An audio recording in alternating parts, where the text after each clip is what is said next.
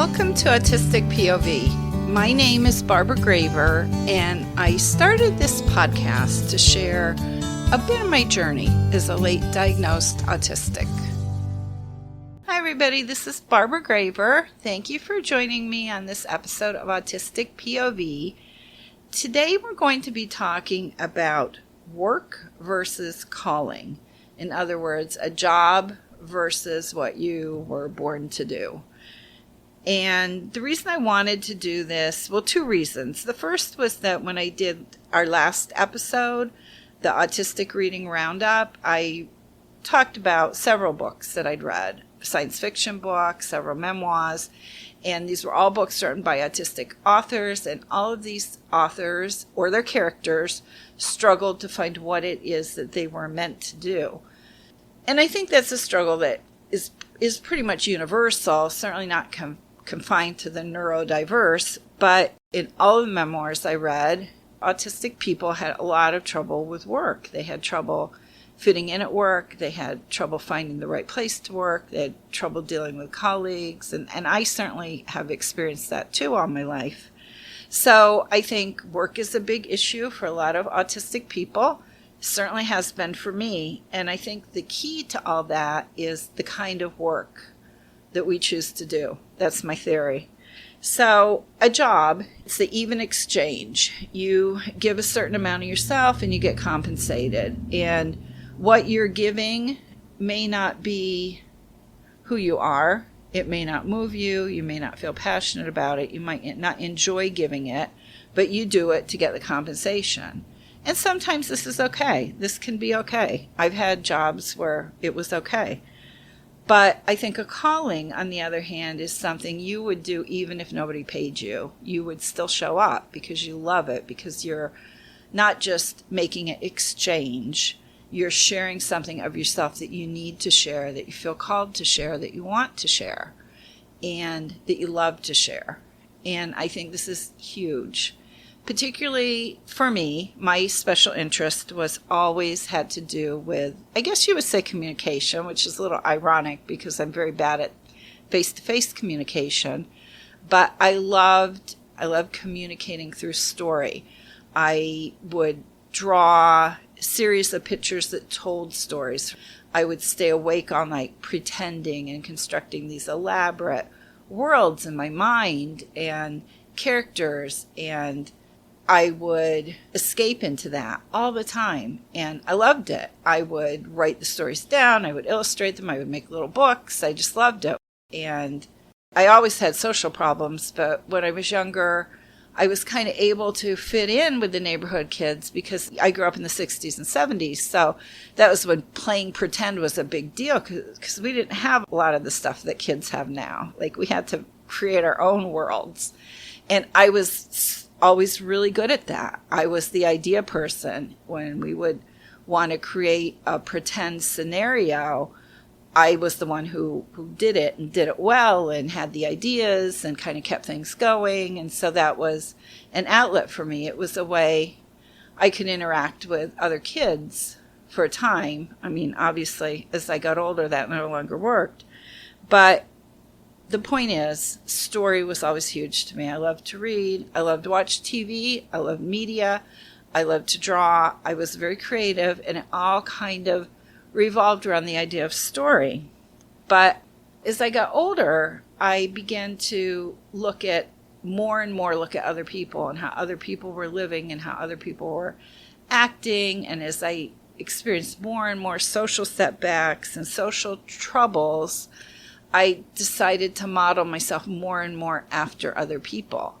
In grade school, I changed my handwriting. I went from I still have two completely different kinds of handwriting because there was a girl who was very popular, and I would actually copied her handwriting. I started to write like her because I wanted to be like her, and I fell into this. It's my dog shaking her collar. I began to mask. I began to want to behave like other people because that was safer than behaving like me, because I didn't want a target on my back. I didn't want to be different. even if it meant not being creative, even if it meant not doing the things I loved, I wanted to be like other people. I wanted to blend in. So I worked really, really hard at that all through high school. I worked super hard at it in college, and it was stressful. And I'll talk more about masking and the toll it took on me maybe in another episode.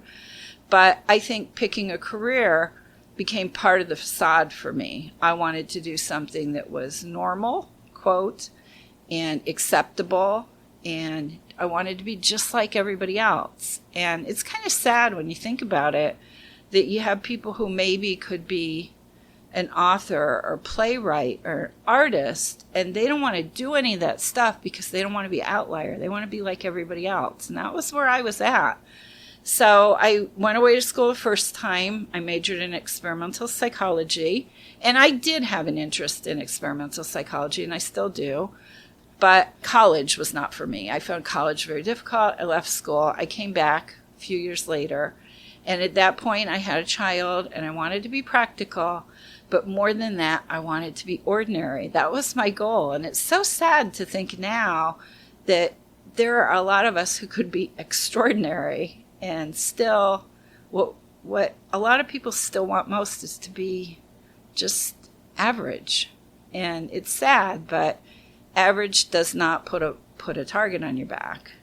And exceptional does. And I wanted to be average, and I'm not saying anything against the career I chose, because I've known people who, when I decided to be a nurse, and I've known people who have gone into nursing who are exemplary nurses. They're extraordinary nurses. They're so good at it, and they're so gifted at caring for people, and they're so intelligent, and they do a great job, and I'm not putting that down.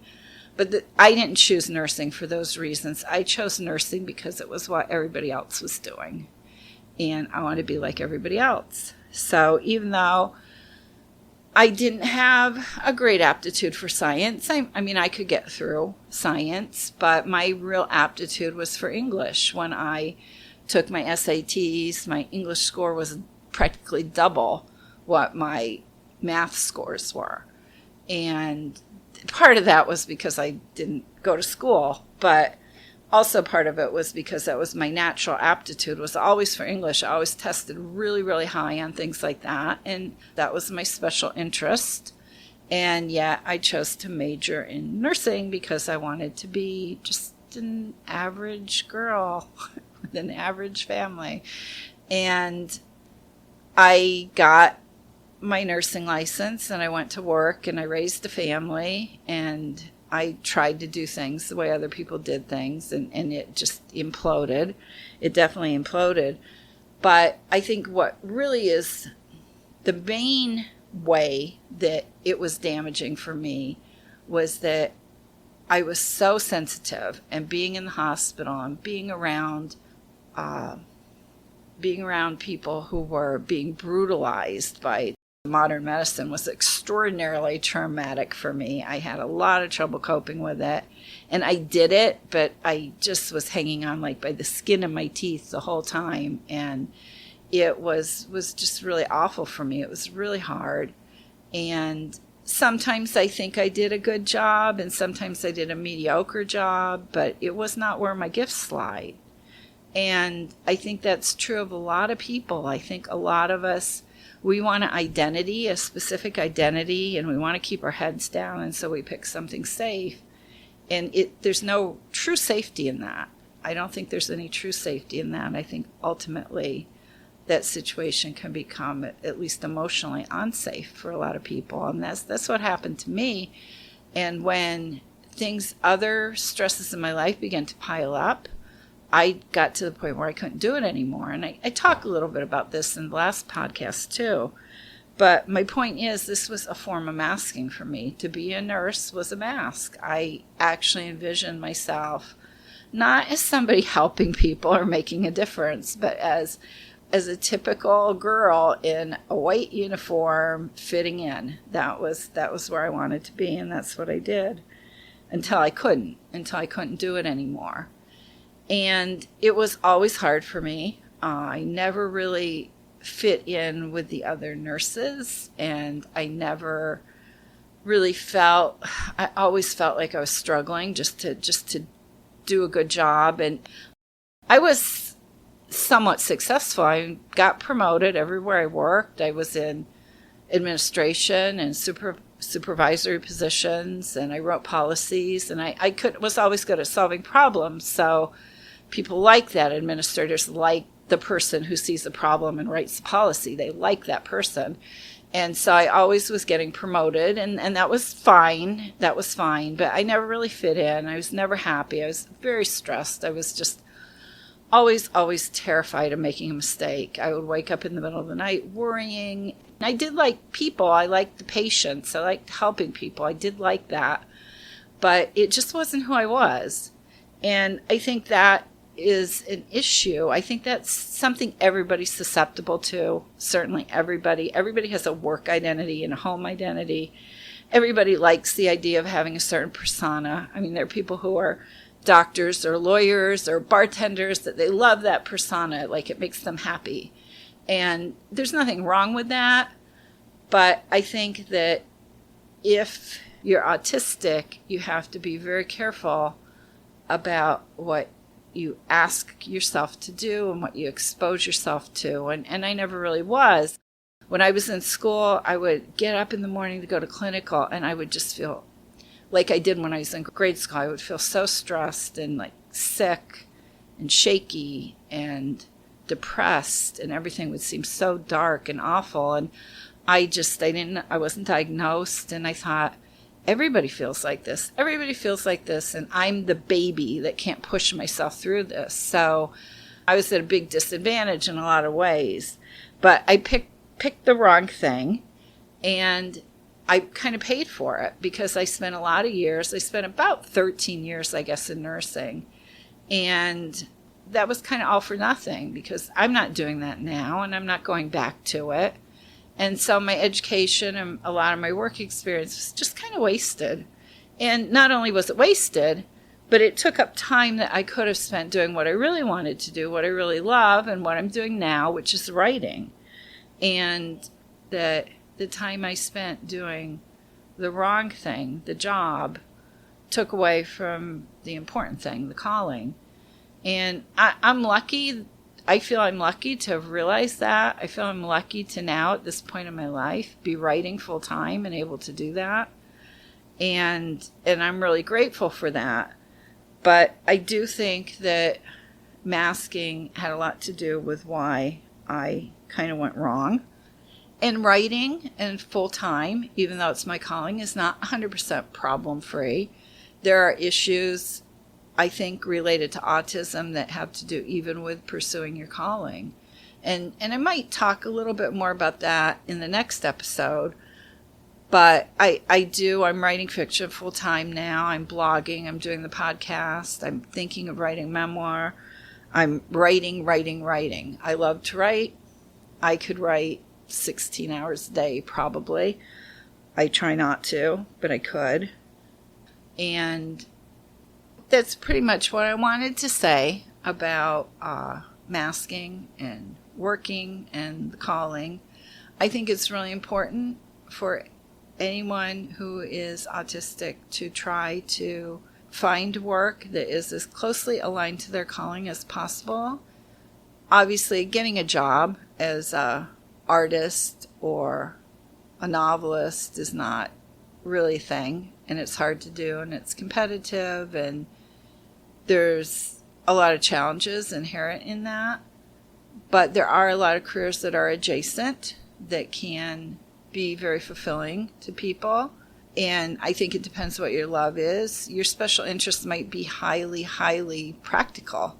If you have a very practical special interest, if your special interest has to do with technology in any form, you're probably a little bit ahead of the curve as far as working. If your special interest tends to be more creative, you're going to have to be more creative to find that thing that you could either do part-time or that thing that you could do full-time that might be adjacent. But I do think it's possible. And I think the main point of it all is not finding the right job. I think the main point of it is honoring who you really are. And I think if I had to say one thing that really tripped me up, it was not honoring who I was. And that's what masking is. And that's why masking is so detrimental. It's just such a soul-crushing, terrible thing to mask. And I just wanted to share a little bit of my experience, and in hopes that this would kind of resonate with someone else. And that if you have a special interest, especially if you're a younger person, like going into the workforce for the first time, look at your aptitudes and look at your special interests and look at what makes you happy, and try to find something, if you can, that's close to that. Like, try as hard as you can. And I know for me, it was very important for me to have a secure job and to take care of my child and to be a productive person. But being yourself is really, that is why you're here, I think. And to do what brings you joy and brings other people joy, hopefully. And if you're lucky, pays the bills. But that, to me, if I had it to all do over, that would be the last thing on my list. I have to say that honestly. So as far as my writing, I do have issues around writing that are autism related. I have issues with plotting. I have multiple issues with storytelling that makes it difficult for me. And I'm going to talk about some of that a little bit more in the next episode. But this is it for today. Kind of all over the place. I hope it was helpful. And I will see you next time. And until then, this is Barbara Graver of Autistic POV. And thank you very much for listening.